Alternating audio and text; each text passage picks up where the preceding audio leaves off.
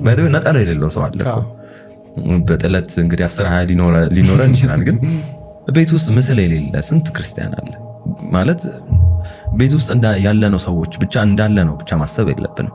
የኛ ትልቁ አንበሳ 11 ሰዓት መነሳት 11 ሰዓቱን ተው ስናልፍ መሳለም ለምሳሌ ታክሲ ውስጥ መሳለም ሼም ይዘው ሰው አለ ሰው ሲሳለም ምናምን ምንድል ማለት ነው። እሱን ተው ምናየውን ነገር አሁን ለምሳሌ መዝሙር ከፍቶ መስማት ትልቅ ከባድ ችግር የሆነበት ሰው አለ እና ያለብን ኮምፕሊኬሽን በጣም ብዙ ነው። ቤት ውስጥም ሆነን ደግሞ በጣም በብዙ ነገር የምንፈተን ብዙ ሰዎች አለን። ይሄ ሁሉ ፖስት ትራውማ ብለን መጥራት እንችላለን። ያ ግን መፍትሄው ምንድነው? አንድና አንድ መንገዱን መጀመር ነው። መንገዱ በገና ሊሆን ይችላል።